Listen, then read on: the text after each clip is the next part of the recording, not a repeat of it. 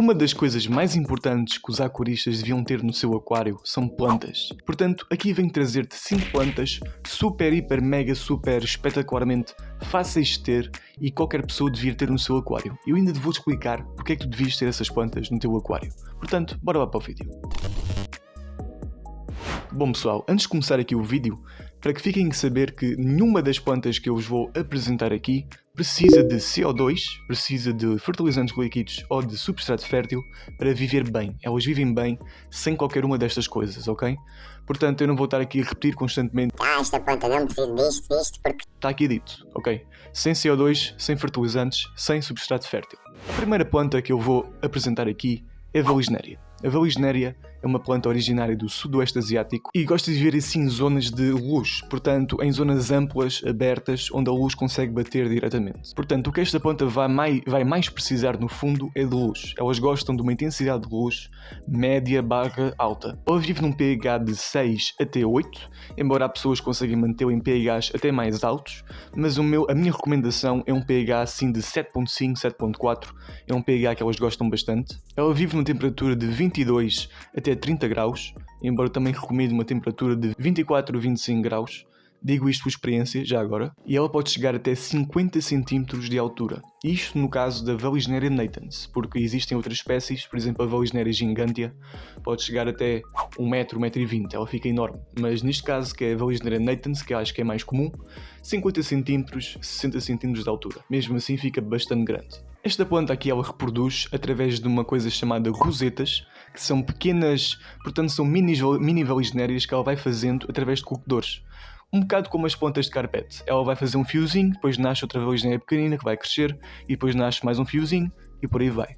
Só que estas plantas elas reproduzem-se muito, muito rápido. Mesmo sem CO2, elas vão reproduzir-se super rápido. Portanto, se vocês tiverem um aquário com uma boa luz, com um bom movimento de nutrientes, em um espaço de uma semana, se puserem lá uma Vallisneria, vão ter para aí umas 5 ou 6. Facilmente. Digo isto também mais uma vez de experiência.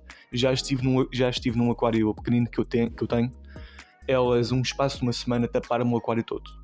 Portanto, é uma planta que reproduz muito rápido e é uma planta que é ideal para conseguir tirar nutrientes da água ou para simplesmente tapar o aquário de plantas.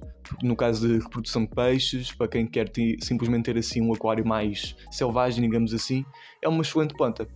Um truque também desta planta é que ela gosta de uma boa presença de cálcio, ok? Se vocês tiverem problemas com ela, ela começar a ficar amarelada, o que seja, experimentem pôr um bocadinho de bicarbonato de cálcio, ou então ponham algumas pedras, conchas, o que for, que libertem cálcio na água, ok? Porque elas gostam muito de cálcio, elas precisam muito de cálcio para se estruturar.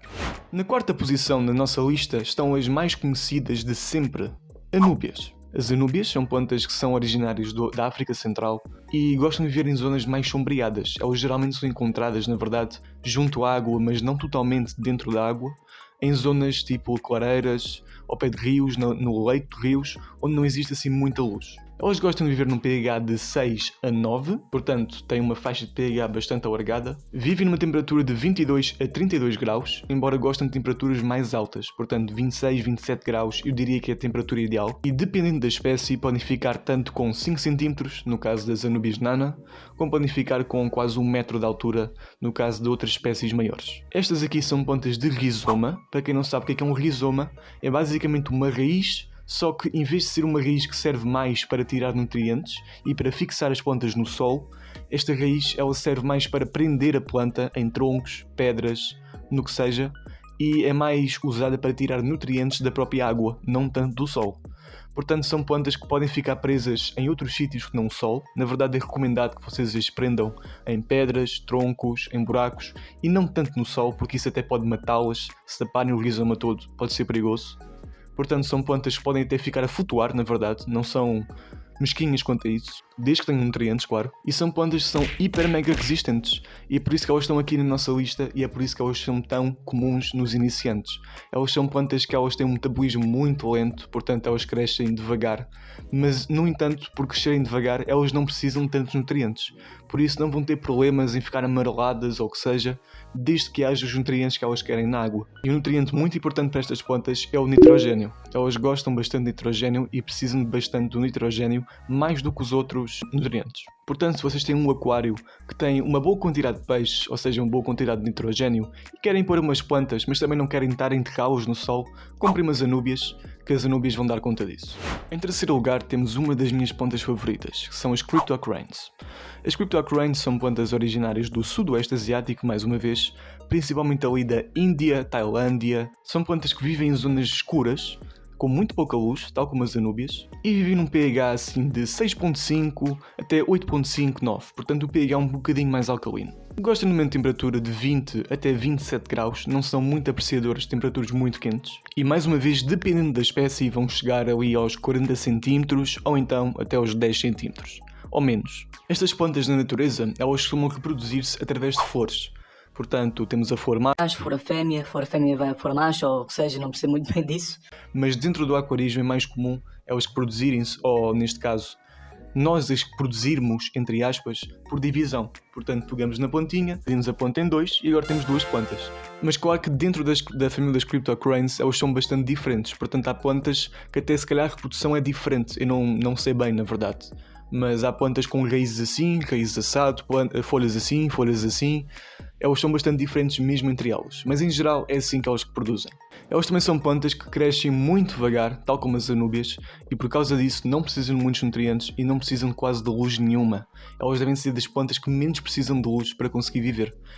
Se tu puseres as plantas dentro do aquário com uma luzinha de 1 watts, elas provavelmente vão viver bem, desde que tenham os nutrientes.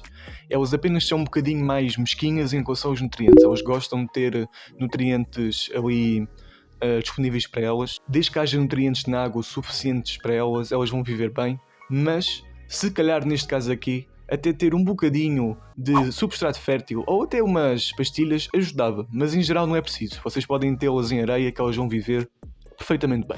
Agora, em segundo na nossa lista, está o musgo de Java, o tão conhecido musgo de Java. O musgo de Java é originário do sul da Ásia, principalmente da Índia, onde estão as Cryptocoranes também, e vive assim numa temperatura de 22, 32 graus, embora ele goste de uma temperatura assim mais à volta de 24, 25 graus. Ele vive no pH de 6 até 9, também não é mesquinho quanto a isso, e em termos de altura, por ser um musgo, ele vai ficar assim, não diria com uma altura, mas com uma espessura de 4, 5 cm.